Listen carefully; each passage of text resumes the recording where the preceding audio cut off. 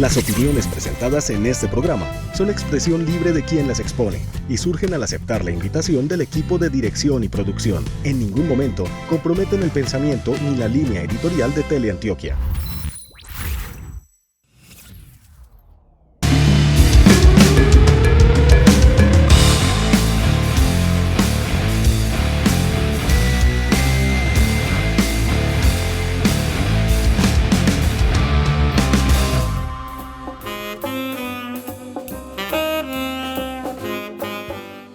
José Obdulio, ¿cómo estás? Feliz, estoy entrando al mundo fungi, te lo comunico, y muy contento con la persona que invitaste a este programa. ¿Fungi de las chocolatinas o todo? A la melena también. Ah, qué bien, me parece muy bien. Hoy te tengo un súper invitado. Él es un líder importantísimo de Antioquia, una persona que alguna vez tuvo un interés particular por la carpintería y no toma agua, sino agua con limón. Aquí te tengo Andrés Julián Rendón, Qué nuestro bueno. gobernador. Señor gobernador, encantado de estar con usted en este programa de Teleantioquia. No, el gusto es mío, María Clara, José Obdulio. Un gusto estar aquí con ustedes y con las personas que nos ven a esta hora del día. Qué bueno estar aquí para que conversemos sobre Antioquia. Primero contémosle a la gente, pues así como para abrir un poco de tu vida, ¿en qué momento decide Andrés Julián ser servidor público? Pues, Yo sé, fue el concejal más joven de Río Negro, ¿cuánto hace? 20 años. en el año 2000. Pero eso tuvo un antecedente. Yo quería ser piloto, doctor José Obdulio. Yo me fui a hacer un año de intercambio estudiantil a Canadá con esa idea. Y me tocó en Canadá el proceso 8000. Cuando yo llego a hacer el grado 12 allá, yo veo muy maravillado que cuando uno está en 10, 11 y 12 en la secundaria en un país anglosajón, se tiene mucha libertad de decisión sobre qué cursos ver. Entonces yo vi un curso de carpintería y dije, hombre, esta es la oportunidad de aprender carpintería. Pero allá hay una cosa Seguir muy... los pasos de José de Nazaret. ¿Cómo te parece? Una persona que quiere construir, eso tiene algo de fondo. Y bueno, me inscribí en el curso de carpintería. Cuando al otro día, no alcancé ni siquiera la primera clase, me llamó la tutora del colegio y me dijo, venga jovencito, ¿usted qué vino a hacer aquí? Yo a aprender inglés. Entonces se sale del curso de carpintería y se mete en historia, literatura, de sociales. No le hacer perder la plata aquí a sus papás. Mucho sentido común. Mucho sentido común. Entonces me impresionó mucho como esa marcación ahí tan directa en un colegio público. Y bueno, comencé para aprender inglés a honrar un ejercicio que me puso el profesor de inglés y era escribir un journal, un diario, que es una práctica que mantengo desde entonces. Y entonces eso se convirtió en un intercambio epistolar con él y de momento a través de esas discusiones sobre lo que pasaba en Colombia, el proceso 8000, yo descubrí que ya no quería ser piloto, sino que quería dedicarme al servicio público y eso fue lo que comencé a hacer cuando y elegidos concejal de Río Negro cuando era un pueblito, ¿no? La verdad, Río Negro muy importante históricamente, pero muy aldeano desde el punto de vista administrativo, ¿o estoy equivocado? Y nos tocó una época difícil. ¿Y cuántos años tenías? Tenía 20 años, 21 años. O sea, ¿no te habías graduado de la universidad? No me había graduado de la universidad. Los últimos semestres de la universidad yo lo hice siendo concejal de Río Negro. ¿Sabes qué, José Obdulio? También... Pero estaba por oírle cuál era como su apreciación de Río Negro en ese momento. No era la ciudad que hoy conocemos, no, ni si parecida. Pues hombre, lo que pasa es que los rionegreros tenemos un problema muy berraco y es que siempre hemos creído que eso es lo mejor que ha habido sobre la faz de la tierra, pero por supuesto no era el desarrollo que se tenía hoy. Sí se comenzaban a ver trazos de lo que podría ser ese desarrollo, porque pues ya tenía cierto vigor el aeropuerto internacional José María Córdoba, ya estaba la zona franca, pero yo recuerdo siendo concejal, doctor José Obdulio, María Clara, televidentes, que yo tenía compañeros en el consejo que decían, el aeropuerto, ¿para qué? ¿Eso para qué, hombre? ¿Eso por qué lo hicieron acá? Cuando yo ya pues tenía la idea de que pues una ciudad es importante si tiene la fortuna de contar con un puerto. fluvial, marítimo, aéreo como el que tenemos nosotros, y yo pienso que fue la dinámica del aeropuerto y lo que eso atrajo, luego como localización de firmas y inversiones de toda suerte, inmobiliarias, etcétera, lo que tiene Río Negro hoy en el sitial que está. Pero en ese momento el aeropuerto tenía una capacidad ociosa muy grande. Hoy, pues prácticamente urge hacer la segunda pista y la segunda terminal. En esa época, pues yo creo que todos los candidatos al consejo tienen como una línea. Pues hay unos que, no sé, se enfocan más en la cultura, otros, no sé, en los temas económicos. Tienen como una línea por la que quieren trabajar. ¿Y cuál era la tuya? O sea, ¿cómo estaba Río Negro y cómo lo veías a tus 20 años? Y ¿por qué ibas a trabajar tú? ¿Cuál era como tu línea? ¿Eran los jóvenes? ¿Era qué? ¿Qué te llamaba la atención en esa época? Yo ya había, digamos, quedado flechado por lo que había hecho el presidente Uribe como gobernador de Antioquia. En ese momento no había iniciado ni siquiera la campaña a la presidencia.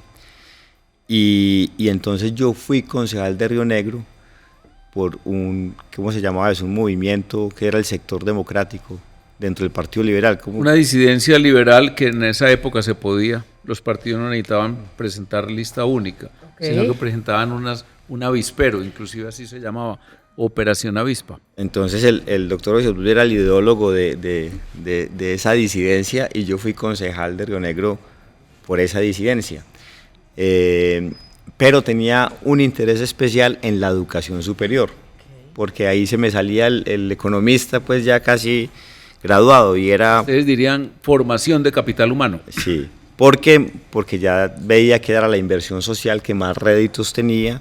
Después cambié de opinión, después me di cuenta que no era la educación superior, sino en la primera infancia, después les cuento esa historia, pero ese fue mi foco. O sea, yo luché todo el tiempo por presentar un fondo de educación superior. Qué bueno, así como lo hacíamos en Sapiencia, que eso es como lo que sucede, pero sabes que yo creo que ni siquiera hay que cambiarlo porque pues la etapa inicial, todo lo que pasa de 0 a 7 años es importante, pero fíjate que en la educación superior, cuando tú sabes en octavo o en séptimo que tienes oportunidad de tener una educación superior, tus decisiones son otras, muy distintas, así sabes que no tienes futuro. Claro. Entonces ahí es donde está también una importancia clave en esa educación postsecundaria, que ni siquiera tiene que ser ni formal ni superior, puede ser postsecundaria, curso, lo que sea, pero si sabes que tienes un futuro, o sea que yo comparto lo que pensabas tú en ese momento, o sea que lo conociste de 20.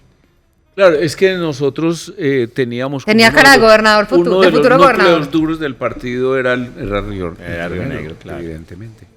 Tenía cara de futuro gobernador líder muy pues, bien, ¿sabes? Eso que tú tenías acá, sí. Tú que tienes el ojo, porque yo sé que tienes el ojo. Dicen que tengo, pero la verdad es que él siempre figuró como una, dijéramos, ahora dicen una gran esperanza o un gran prospecto, pero sí, obviamente, bueno, alguien que se haga elegir a los 20 años concejal en una ciudad como Río Negro tiene ímpetu político. Tiene mucha fuerza. Pero ¿sabes qué es lo más valioso? Que me ha parecido como de tu historia, y es los intentos de ser alcalde, que no fue 1 ni 2. Eso también dice mucho, porque es esa perseverancia, ¿cierto? Voy por lo que voy. Fueron 3. ¿Cómo fue eso? Fueron 3, o sea, no fue 1 ni 2, fueron 3, como la canción. Y entonces en eso se aplica la mentalidad gringa, que un fracaso no es un fracaso propiamente, sino es una preparación y se capitaliza, ¿no? ¿Qué aprendiste? Se le ponen puntos a favor y no en contra. De la primera que aplicaste en la segunda que aplicaste en la tercera.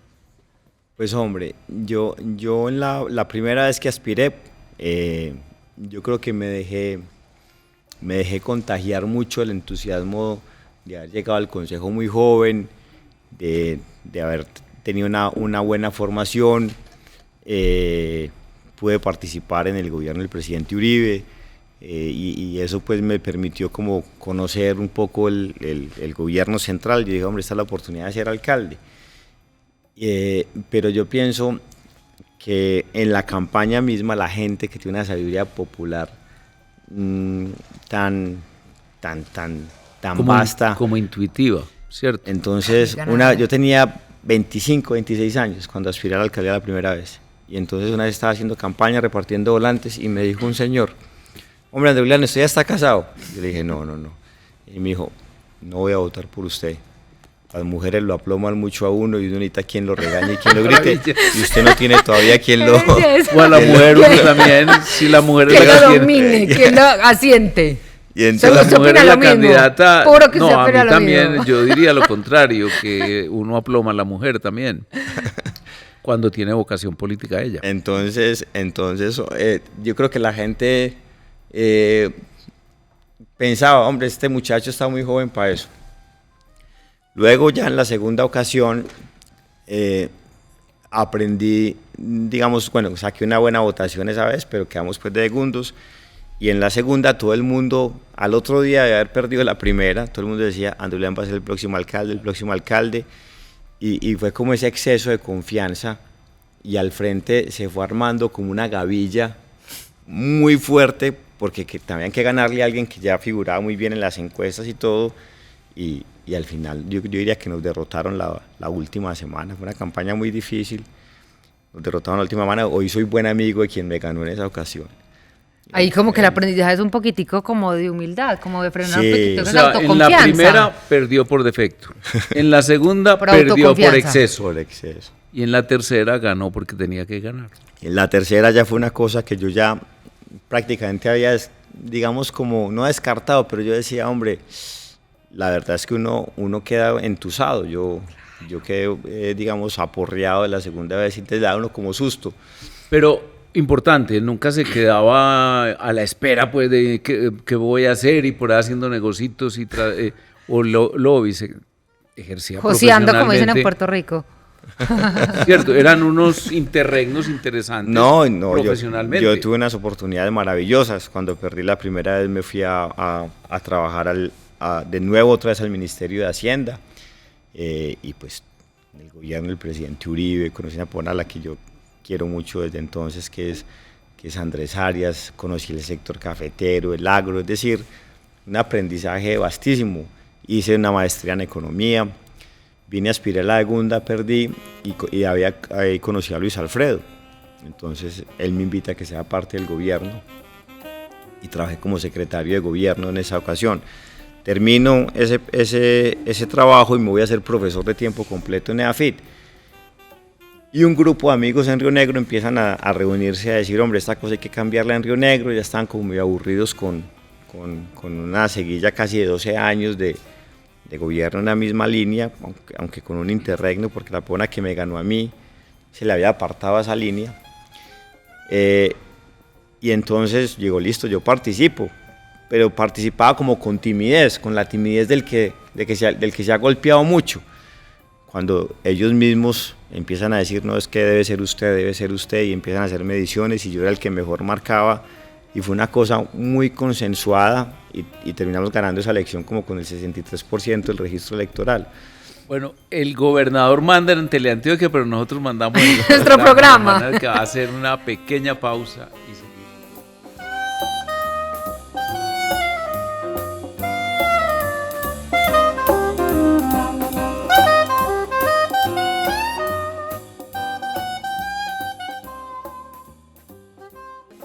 Bueno, volvamos al cuento, ahora sí, como gobernador. No, pero yo sí quiero, me voy a ¿Qué ir me en faltó? contra de la dirección del programa. Es que esa alcaldía fue muy importante.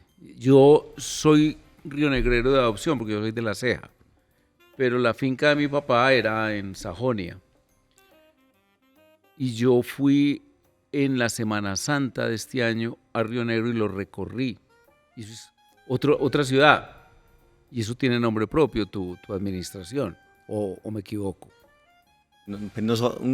Una continuidad, yo pienso que sumatoria. una sumatoria de esfuerzos que por fortuna se continuaron. Cuando yo dejo la alcaldía, me sucede una persona que había estado en mi gobierno, que es un buen amigo, que hoy es el gerente de Viva, Rodrigo Hernández, y él continuó. Y eso es muy importante. Porque Eso es hablo, que, sí, pero estamos hablando que alguien dio la pauta y generó, dijéramos, bueno, creó una conciencia de que esta ciudad debe ser un gran polo de desarrollo, de crecimiento, inclusive desde el punto de vista de los impuestos sabemos los dos la cantidad de enemigos personales Eso que te iba a generó, decir, pero que hay cosas en la vida que uno después ve y las aplaude, y lo hablábamos un día el gobernador y yo, pero que tuvieron muchos detractores, que fue muy difícil convencer, porque Amigos como de no él. es de corto plazo y es difícil, pero hoy ya todo el mundo, wow, pues dar esas peleas políticamente es complejo, pues y energéticamente es complejo, porque pues como dentro, desde tu intuición y tu parte técnica estás claro que por ahí es, pero convénzalos. Sí, no fue fácil. Yo creo que ahí tomamos dos decisiones muy difíciles. Una fue venderle la empresa de servicios públicos a EPM. Eso era muy difícil Eso era muy desde el punto de vista político. Una de las razones por las que perdí la segunda alcaldía fue por decir eso. Y se había intentado antes. Sí, muchas claro, veces. y no se había nunca podido concretar porque era muy difícil políticamente. Y eso finalmente llegó como el momento de hacerlo. Fue costoso, costoso digamos políticamente, pero logramos convencer a la gente que lo más importante era tener agua sin color, sin olor y sin sabor, y eso es lo que recibe Río Negro. Y unas inversiones multimillonarias que hace PM. Y lo otro fue lo de valorización. Entonces, yo recuerdo que a la salida del aeropuerto, cuando eso el presidente Uribe era senador, y había una valla que decía, Uribe, ayúdanos con el alcalde. Entonces, la primera vez que él vio Pero no eso... ayúdanos para bien, sino no, frene todas esas obras, porque esas obras Quítalo. tenían un sustrato. Entonces, cuando yo vi eso, yo lo llamé, le dije, presidente, regáleme un espacio. Y me dijo, claro, vaya cuando pueda. Yo fui presidente, yo quiero contarle el programa de valorización. Y me dijo, no tiene que contarme nada. ¿Yo qué le voy a decir a usted con valorización si las poquitas vías que yo hice siendo gobernador de Antioquia fue cobrando valorización? Hágalo bien, busque que haya una veeduría sobre el proceso. Descontratamos a la Escuela de Ingenieros para que hiciera como una especie de veeduría técnica sobre el proceso, en fin. Y bueno, eso nos generó muchos detractores, pero yo creo que hoy todo el mundo está tranquilo de haber dado ese paso, de que hubiéramos dado ese paso. Y yo pienso que ese es el liderazgo, María Clara, echarse causas difíciles al hombro, porque las fáciles hay mucho quien las haga. No, y que todo no es un comité de aplausos, pues uno también tiene que escoger las batallas, las que sabe uno que va Y de a ahí ser del bien común. desembocamos en Antioquia. ¿Cómo fue esa campaña? ¿La disfrutaste un poco más? Ya con tanto aprendizaje, yo creo que sí. Sí, yo digamos que estaba muy claro en que quería hacer este proceso. No fue fácil, yo he dicho que yo nunca había hecho una campaña con tan poquitos recursos, pero sin tanta preocupación. Lo hice muy tranquilo. Incluso pues el doctor José Lucio conoce muchas intimidades del proceso y por fortuna tuvimos a personas como él. Yo lo llamaba y le decía, doctor José Lucio, tengo este problema, y me dijo, esté tranquilo, quédese donde usted está, haga lo que tenga que hacer, que yo me encargo de resolverlo. Entonces tuvimos unas personas como él que nos ayudaron como a mantener muy en calma distintas aristas de la campaña, y yo me gocé mucho recorriendo toda Antioquia. En diciembre del 2022 ya me había recorrido casi todo el departamento y bueno, fue una campaña como muy bien jugada desde lo estratégico, desde las comunicaciones, una cosa muy bonita. Yo creo que en algún momento habrá que mirarla en retrospectiva, estudiarla, porque creo que vale la pena. Una campaña política destacarla. se parece mucho a un plato exquisito y muy preparado. Entonces usted necesita primero unos elementos para que lleguen los ingredientes principales. Tenés que hacer, digamos, unas salsas. Y el ambiente era muy, mejor dicho, él era el candidato exacto para la coyuntura, que era una coyuntura colombiana muy difícil, una coyuntura colombiana, un gobierno de Petro, una posible casi que huida en masa política de todo el mundo hacia la desesperación o hacia la abstención. Y en ese momento alguien que gritaba, yo soy la esperanza, eso genera. ¿Qué más dices tú de su liderazgo que era importante para hacer Bueno, el contrapeso? el conocimiento, porque es que tener pues una gran capacidad política y tener un buen equipo como lo tenía, etcétera, pero sin una personalidad que genere cierta confianza en cuanto a sus dotes técnicas, etcétera, pues no produce nada. Yo no sé si te pasa esto, pero yo me imagino que sí, a mí me pasaría. Cuando tú llegas a cualquier municipio de esta maravillosa Antioquia, no se te sale el alcalde que tienes dentro, o sea, como que te acuerdas de tú en Río Negro y dices como, huepucha, yo quisiera hacer esto aquí, o sea, como, o sea, qué bueno que se les ocurra, como que tú inmediatamente se te ocurren 1000 cosas para ese municipio. Todo el tiempo, incluso yo le decía en las preliminares de esta campaña, le decía mucho a mi señora, hombre, es que a mí me gustó mucho ser alcalde. Y entonces ella me decía, deja de decir eso, hombre, que estás aspirando a la gobernación, la gente va a pensar que es que estás haciendo un juego para querer finalmente aspirar a la alcaldía de Río Negro. No, pues yo le digo, es como, yo quisiera ser el alcalde adjunto de los respetando pues al de Medellín, al doctor Federico, de los 124 municipios. Y claro, yo llego a un municipio y me creo es como un asesor, pues empiezo es como a... Un pedagogo, yo A eso lo he me observado. refería, debe ser como... Hay mucho de pedagogía y de conducción, la micro es sustancial en la administración, María Clara, es sustancial y él la sabe aplicar en el ambiente de macro. Entonces, claro, tengo ese problemilla, pero lo hago con mucho respeto. Pues, claro, yo también, y también creo que es como también para inspirarlos, pues, o sea, por eso te digo que si no te daba muchas ganas como de intervenir o de cambiar cosas o de inspirar o motivar. Bueno, y en esa, tú llegas y ¿cómo encuentras Antioquia? En estos días estábamos hablando también, que yo te decía que qué nota que los políticos pues hiciéramos planes a 20 y 25 años y siguiéramos eso como lo hacen los desarrollados, y me respondiste una cosa que me encantó, me dijiste, pongamos al día Antioquia, que creo que te lo dijeron a ti alguna vez. Claro, es que imagínese, doctor Julio, que una vez estaba yo en Río Negro precisamente en el tema de valorización, y a veces los políticos tenemos esas frases un poco exageradas, entonces yo dije, hombre, ya acabamos de diseñar un plan vial que le habrá de servir a la ciudad por los próximos 70 años, y me eché un cuento, pues, cuando llegó un señor levantó la mano y en Río Negro la gente me dice Andrés Julián. Andrés Julián, yo sí, ¿qué pasó, paisano? Hombre, deje de ser pretencioso, usted no está adelantando Río Negro en nada, simplemente lo está poniendo al día. Sí. Compénsase eso, Andrés Julián. Venimos eso me pareció, eso me marcó. Muchas falencias. Y entonces, hombre, yo me pongo a mirar Antioquia y entonces hay cosas que me llenan de mucha ilusión, por ejemplo, lo de la jornada extendida y tener a las 17 normales a cerca de 3.000 estudiantes de noveno, 10 y 11 aprendiendo inteligencia artificial, robótica. Pero ¿sabes qué es lo más triste, María Clara? Que 2/3 partes de los estudiantes de primaria de Antioquia no saben leer y escribir. ¿Qué es lo primero? Poner al día. Aprender a leer y a escribir. Tienes toda la razón. En la Antioquia 2040, el gobierno anterior hizo un esfuerzo grande con eso, entonces pensaron que el tren a Bogotá, que un túnel para conectar a Quibdó, que el tren interoceánico. Y yo decía, sí, pero tenemos 22.000 kilómetros de 28.000 que tenemos, 26.000 kilómetros de 28.000 que tenemos destruidos de vías. Tenemos 4.000 sedes educativas en el piso, tenemos unos problemas de inseguridad crecientes, entonces lo primero, hambre. Y hambre. Y hambre, como lo hablamos en estos días, full. Entonces lo primero es eso. Que es muy importante la concepción que tiene Andrés Julián sobre ese problema.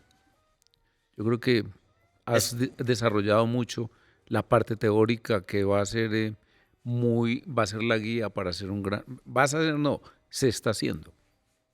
Es que María Clara es economista, ella va a decir que tampoco le gustan, como no me gustaban a mí, las rentas con destinación específica, porque los tributos en esencia deben ir a una bolsa general.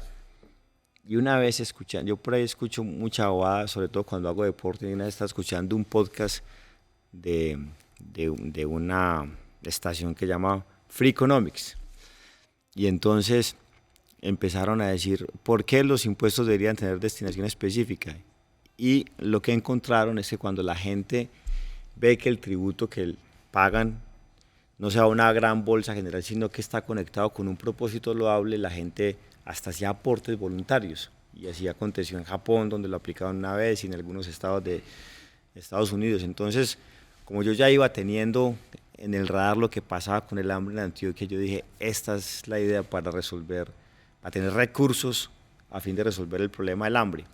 Escogimos el impuesto más importante de los antioqueños, que es el vehicular, y le dijimos a la asamblea, autorícenos que hasta la totalidad de ese tributo se destine a combatir este flagelo que es el del hambre. Y simplemente le cuento esto de manera clara. Teníamos un proyecto, un presupuesto de recaudo este año de 530.000 millones.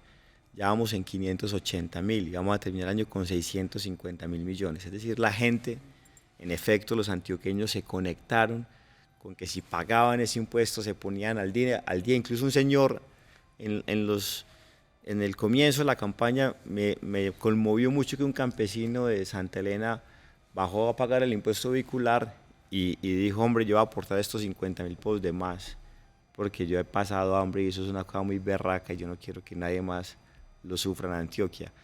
Y ahí vamos con eso. Entonces, y eso se vuelve movimiento social, claro. No solamente la administración, sino la sociedad en su conjunto aportando y además participando. Pero es que ojalá entendiéramos, y esto es general, pues aquí pues funcionó muy bien y es básico, es que nos conectamos desde la emoción, en todo en la vida. Muchas veces ni siquiera sabemos por qué y si nos conecta lo hacemos. Y eso, por ejemplo, los políticos lo deben tener demasiado claro.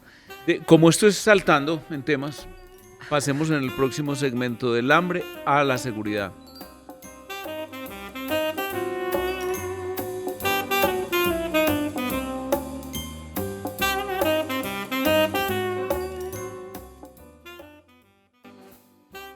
Y también una cosa importante, pues aparte de lo de las emociones, que son realmente lo conectan a uno con cosas importantes de la vida, y pasa algo, tú sabes que cuando uno se emociona, eso queda en la memoria a largo plazo. Por eso yo sé que no te acuerdas no se acuerdan cuando les enseñaron la capital de Francia. Estoy segura que no se acuerdan. Pero sí se acuerdan qué estaban haciendo cuando se cayeron las Torres Gemelas. ¿Te acuerdas en qué estabas? Total. Tú. claro. Pero en detalle. Yo también me acuerdo en detalle, o sea, estaba corriendo la pista de atletismo de mi colegio. ¿Qué pasa? Que las cosas que emocionan de esa manera se quedan en la memoria de uno a largo plazo. Y eso es muy importante. Por eso la educación debería ser una seducción, pero eso es otro tema. Total, estoy de acuerdo. Y la política es eso. Esa es una La seducción. política no es convencer gente No. solamente, claro que es elemento, pero es seducción. Y tiene un tema técnico que es muy bacano porque qué pereza vender humo, pero tiene un tema también de seducción porque somos emoción y tomamos decisiones de acuerdo a eso. ¿Cómo les parece? Les cuento en política.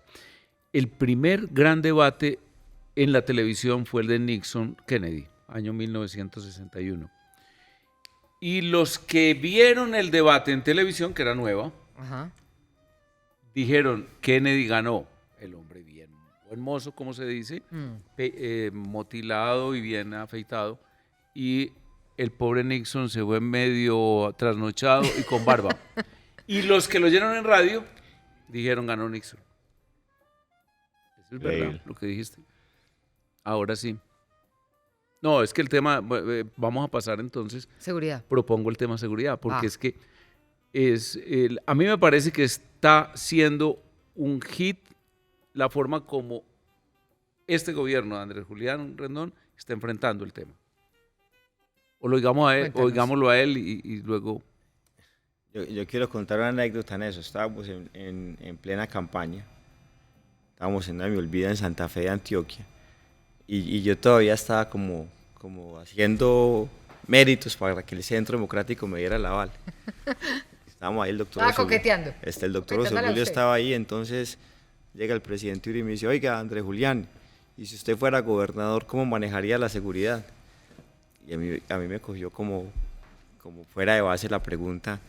Y lo único que atiné a decirles, presidente, como usted la manejó siendo gobernador cuando Samper era presidente. Pero es que de verdad a mí me inspiró eso, porque era un gobierno nacional, ¿qué diríamos, doctor Obdulio? Totalmente despreocupado por el tema de la seguridad. Y uno veía alcahueta que- incluso. Así Alcahueta es. con las organizaciones criminales. Bravísimo. Y uno veía que hace gobernador, digamos que poniéndole el pecho al tema, y para mí y para muchos antioqueños y colombianos eso fue inspirador. Por eso yo creo, doctor Obdulio, que muchos antioqueños de esa época sabíamos que Uribe iba a ser presidente. Del resto del país puede que no lo supieran, pero aquí, digamos, los que estábamos más en la política ya teníamos como esa convicción. Entonces, hombre, hoy es muy lamentable que tengamos de nuevo problemas de orden público. Uno en el tema de seguridad tiene que vivir los asuntos como en dos acápites. Uno, los problemas de orden público, es decir, lo que hacen las organizaciones armadas con capacidad de desafiar lo más esencial del Estado, la tributación, cobrando extorsiones, la impartición de justicia, el monopolio de la seguridad, el control territorial. Eso de nuevo está hoy en riesgo, infortunadamente. ¿Por qué? Porque dejamos crecer unas estructuras criminales que prácticamente iban en camino a desaparecer. Y está de otro lado los temas propios de inseguridad ciudadana, de microtráfico, de hurto, robo, etcétera. Y ahí digamos que tenemos un margen de acción un poco más importante. En esos temas de orden público es muy triste que todo se haya agravado por cuenta de lo que es una disposición de contemporizar con el crimen. Yo pienso que ahí ha habido una equivocación muy grande de Colombia a lo largo de su vida republicana, y es de pensar que la seguridad se consolida cuando usted empieza a negociar con un criminal, y eso lo único que hace es generar una nueva oleada de violencia, porque además genera un incentivo perverso. La seguridad se impone con la ley, con la justicia, con las oportunidades sociales, con el control territorial, y eso es como mi prédica de todos los días. Estos días estuve en Yondó, en una masacre que hubo, y entonces el grupo armado ilegal que masacró a 4 personas, después de que otro había cooptado, constreñido, a un transportador para que llevara a un muerto del Clan del Golfo, y el resto de acompañantes que terminaron masacrados deciden por seguridad acompañar a ese transportador, fue el Estado Mayor Central Disidencias FARC, el bloque Magdalena Medio Disidencias FARC, en cese al fuego. Entonces, uno que tiene que negociar con un grupo armado ilegal que es capaz de asesinar a 4 líderes comunales del municipio de Cantagallo, a quien otro grupo armado ilegal que busca maximizar su presencia de sombrilla criminal para que el gobierno lo tenga en mejor consideración a la hora de negociar, cuando con esa alevosía es capaz de asesinar a la gente por nada, porque simplemente pensaron que estaban del otro bando. Hombre, no hay derecho a que nosotros estemos todavía viviendo ese tipo de María cosas. Clara, en la academia se volvió una ley irrefutable para la academia, un sofisma, que la única solución a los temas de la criminalidad y de la seguridad, o más bien de la inseguridad, era la, comillas, solución negociada. Y entonces la solución negociada es la negociación con el crimen. La negociación con el crimen es la tasación de la pena, nada más.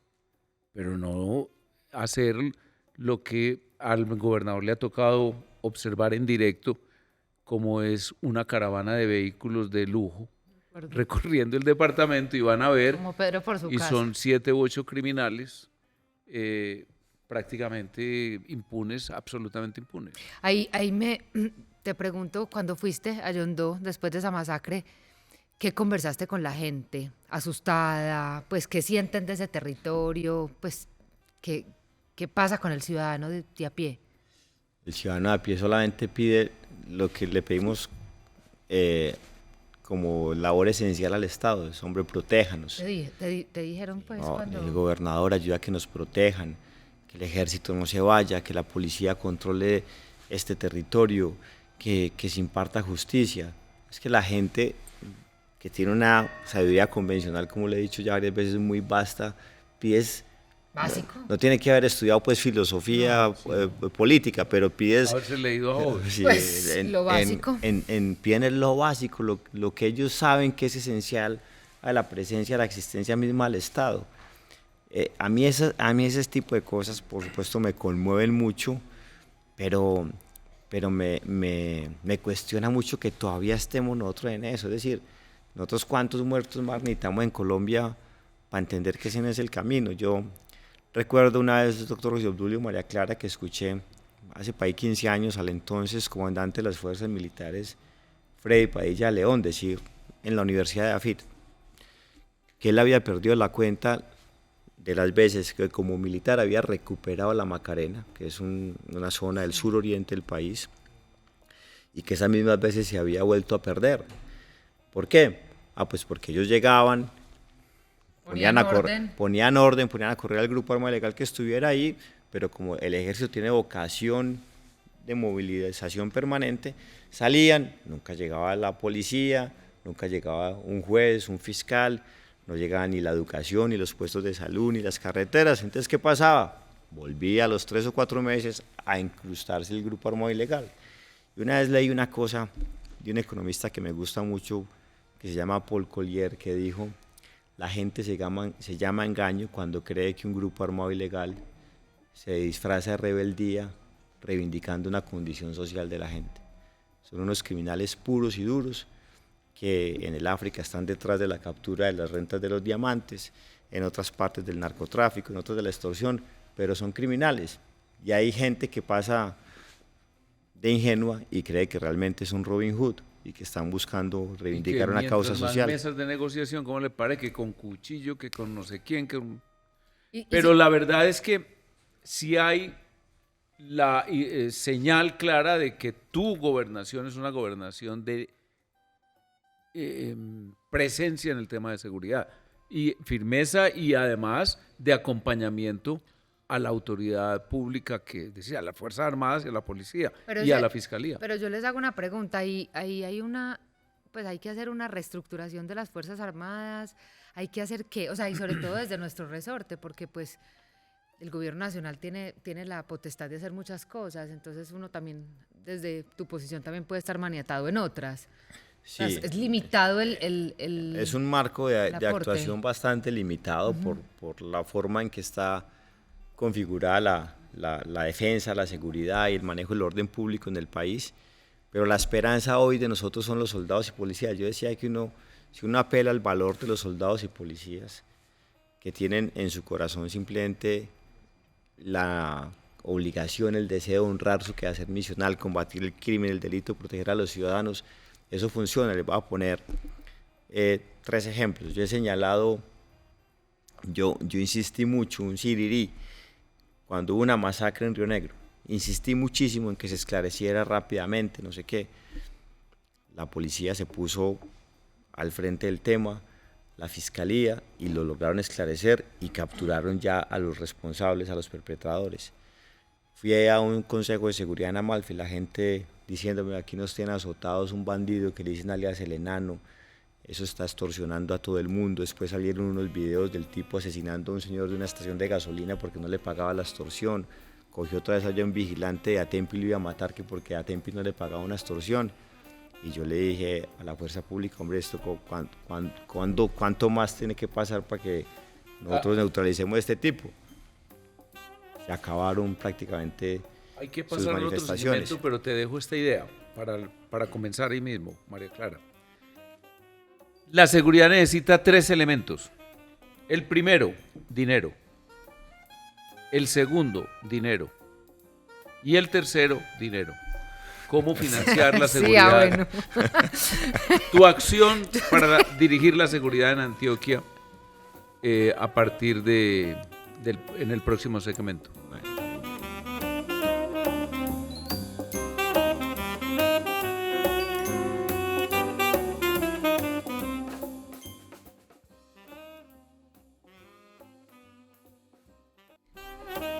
Bueno, continuamos con el tema de seguridad. Estabas diciendo, José Obdulio, que importantísimo, que se necesitaba dinero. Dinero. Pero yo creo que una de las magias, pues, como que tiene este tema es, mientras hay esa mano firme o esa firmeza para abordar estos temas, yo creo que lo tiene, pues, es con muchísima convicción. A la par o paralelo hay que generar muchas oportunidades, porque pues yo que trabajo con jóvenes toda la vida, meterles unas ideas en la cabeza llenas de esperanza es importante. Cuéntanos también, o sea, ¿en qué va trabajando la gobernación a la par de trabajar esa seguridad como la acabas de describir? Bueno, un poco como para completar el tema del doctor José Obdulio de dinero en seguridad, es que realmente hoy nos toca complementar el esfuerzo de la fuerza pública con tecnología, con vinculación de los ciudadanos para que sean sus ojos y sus oídos con más tecnología. Si no hubiera sido porque Río Negro tiene 400 cámaras de seguridad, nunca hubiéramos podido esclarecer la masacre que tomó lugar allí. Si nosotros no le damos a la fuerza pública unos equipos que llaman cazadores para que se metan a la ruralidad más dispersa, que son equipos blindados con toda la capacidad de disuasión y de operación, en la geografía apartada de Antioquia es muy difícil que los ciudadanos puedan sentirse tranquilos. Hace poquito un mayor del ejército me decía, hombre, gobernador, es que a mí me dan 6 galones de gasolina cada mes para la moto. Imagínate. O sea, si nosotros no atendemos ese tipo de requerimientos logísticos de la fuerza pública, es muy difícil esperar un resultado diferente. Pero pasando al tema de las oportunidades, María Clara, por supuesto, yo quisiera que la educación de verdad fuera un espacio que le generara unas mejores condiciones a la gente. Esta sociedad colombiana es una sociedad muy segregada. En las sociedades la gente se junta y comienza a haber movilidad social en 2 instituciones, en el ejército, y eso no existe pues acá en Colombia, digamos como el servicio militar obligatorio, etcétera, y en la educación.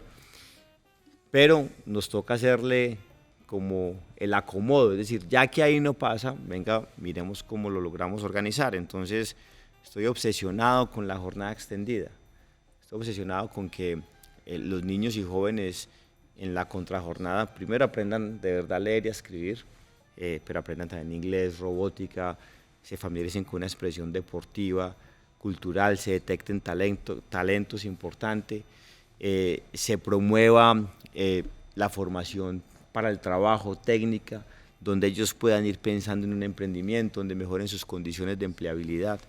Me llena de mucha ilusión lo que estamos haciendo, por ejemplo, a través del programa Jóvenes Palante, y es que los jóvenes atiendan a los mismos jóvenes en las cosas que más, digamos, requieren la compañía de otros. Los jóvenes suelen escuchar, por supuesto, a alguien que le habla en su lenguaje, en su... Inclusive el mazo del curso. ¿Cómo dicen ahora ustedes? Mazo era... Ay, nosotros los chiquitos. Pero mazo sí lo entienden, la palabra Sí, mazo. obvio, claro. Ese tipo de cosas... Ser mazo debe ser cool. Yo tenía esa obsesión. Sí. Pues que sí. La de ser mazo, la de ser cool. Debería ser la persona masa, pues a la buena estudiante debería ser cool. Tu idea bacano. es que el mazo ayude a elevar el nivel de los demás, o cómo funciona el Pues tema. y mazo y líder, porque no solamente más, una cosa es uno ser muy buen estudiante, pero yo creo que el tema de liderazgo, porque son arrolladores, yo que los conocí, no, esos son Los unas de jóvenes tormentas. para adelante, claro, ¿no? Son los jóvenes que ya se han destacado por un liderazgo positivo en distintas regiones de Antioquia, que van a acompañar a otros jóvenes en programas de prevención para evitar el consumo de sustancias psicoactivas, en programas de salud mental, con asistencia pues técnica de todo el rigor, en buscar que salgan adelante con sus emprendimientos, etcétera. Eso es un programa que merece toda nuestra atención y nuestro foco. Hace poquito estuve lanzando una especie de frente de seguridad en un colegio que se llama Entorno Educativo Seguro. Entonces yo estoy en un colegio donde, digamos, no importaba qué tan talentoso fuera uno, usted aprendía a punta de disciplina. Entonces yo perdí la cuenta de las veces que resolví la álgebra de Baldor. Entonces yo llegué y pregunté, ¿qué grado es este? Este es 9º. Entonces dije, ¿quién sabe hacer el binomio cuadrado perfecto? Te levantó la mano un peladito y salió así, pues como que este man, pues, abogada que me está preguntando. Pues, obvio que aquí sabemos que el binomio cuadrado perfecto y tal, lo resolvió. Y todo el mundo lo aplaudió. Bueno, ese muchacho se ganó una beca para estudiar, para afianzar su educación, pero no solamente él, todo el grupo. O sea, ¿cómo se llama eso? El liderazgo que él tomó, el paso, un muy buen referente. Y ese es el típico, yo no sé cómo se dice, yo tampoco, yo tengo 46, pues, el mazo cool. Ese es un pelado inteligente, un bacán. No, pero es que es inteligente, pero es un bacán. O sea, es un bacán y le terminó generando una oportunidad importante a su grupo gracias a, por ejemplo, a Confama y al CESDE. Y bueno, ese tipo de cosas me obsesiona. Yo realmente creo, por lo que es mi historia familiar, que la educación termina siendo la diferencia. Mi mamá fue una profesora de escuela toda su vida. Mi papá fue el primero de sus hermanos que se pudo educar en la formación postsecundaria, ir a la universidad, y eso nos cambió la vida a todos nosotros. Mi papá nos decía, hombre, cuando yo estaba en la universidad, yo le decía, hombre, yo quiero tener un carro. Y me dice, pues trabaje, no la dejará usted. La única herencia que yo le dejaré a usted es la educación. Y eso es lo que uno debe realmente Oiga, María Clara, tener como aspiración. Y gobernador, esta frase lapidaria de un presidente norteamericano. Los Estados Unidos no tienen carreteras porque son ricos, sino que son ricos porque hicieron carreteras. Yo veo un énfasis muy fuerte de tu administración en crear toda una red nueva de carreteras y circuitos y llegadas. Eso también es buenas como a un los... poquito poner al día. Sí, claro. ¿Cierto? Sí, y yo- no. Un poquito no, muy. Sí, Dios eso es mío. como poner al Y yo día, no la sé, verdad. el historiador aquí es usted, pero esa es tal vez de Eisenhower. Creo que es Eisenhower. Bueno, y entonces todavía la infraestructura de Estados Unidos es en buena parte la que dejó Eisenhower en su mandato, en sus 8 años de gobierno. Y María Clara, nos toca a nosotros ponernos al día. Hoy tenemos una gran oportunidad.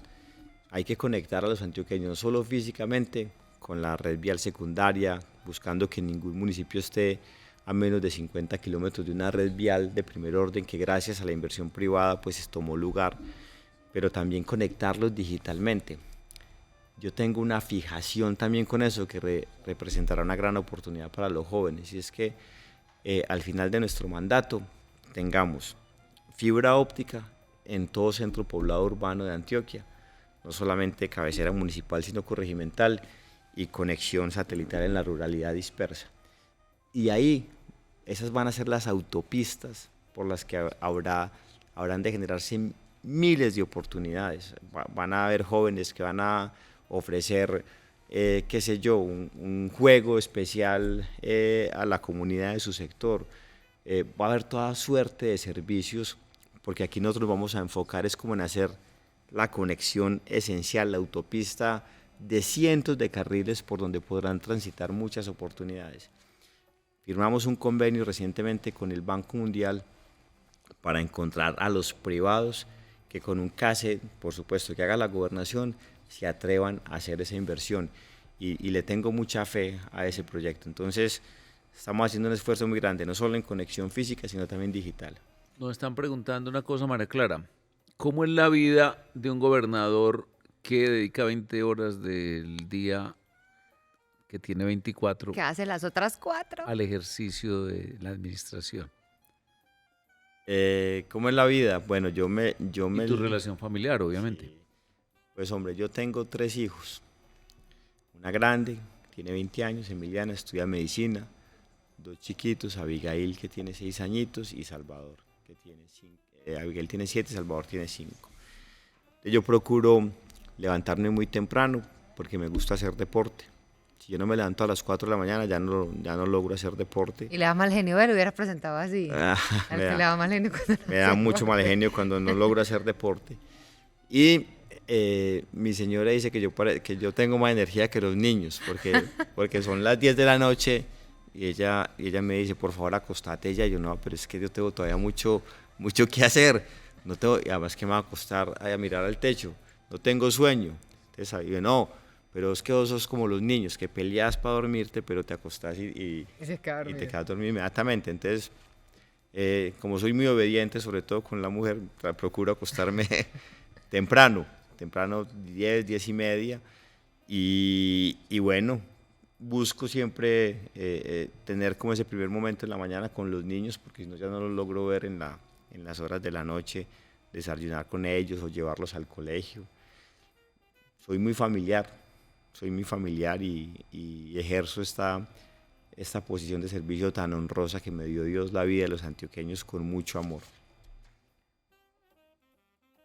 No te queda un minuto de todas maneras de agenda, porque yo sí veo que es muy nutrida, Es intenso. de contactos, mucha pedagogía con alcaldes, con mucho contacto con el sector privado, lo estás involucrando en el cumplimiento de las metas del programa de gobierno, que eso es básico. Es que imagínense que de cada 100 pesos que se invierten en Antioquia, 70 lo hacen los ciudadanos o las empresas. Es decir, si realmente esto se mueve es por lo que hacen las empresas y los ciudadanos, como pasa en general en casi todas las sociedades. Entonces uno tiene que tener unos aliados muy importantes allí para poder sacar adelante el departamento. Nosotros solo no somos capaces. ¿Qué le apasiona a Andrés Julián Rendón Cardona? Tenía que decir porque la mamá presente.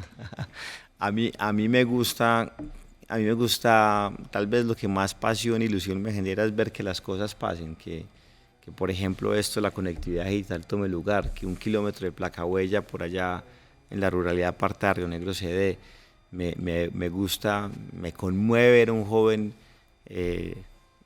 de los de Jóvenes Pa'lante estar grabando ya el jingle y la canción en un estudio en el que ellos nunca habían pensado que podían llegar a tener ocasión de grabar esa canción y ver cómo eso le puede generar oportunidades a ellos. Me gusta ver a una mujer feliz porque por cuenta de la jornada extendida, el programa Rullos, va a tener posibilidad de generar tiempo para sí misma.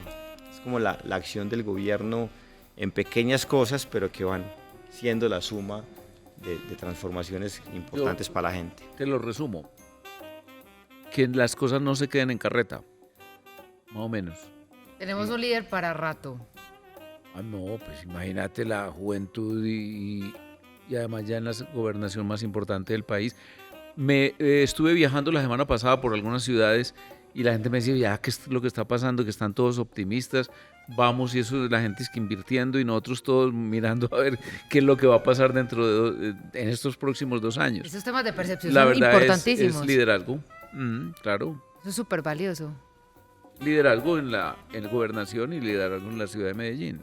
Entonces eso genera confianza. Y yo creo que eso es importantísimo, tener ese optimismo. Siento que eso es un regalo que nos han dado los dos.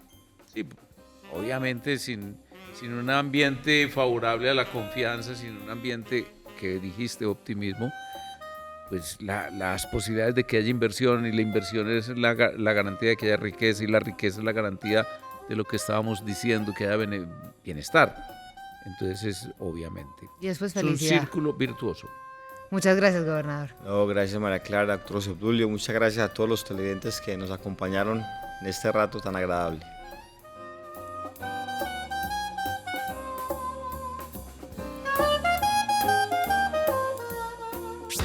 Este contenido es financiado con recursos del Fondo Único de TIC.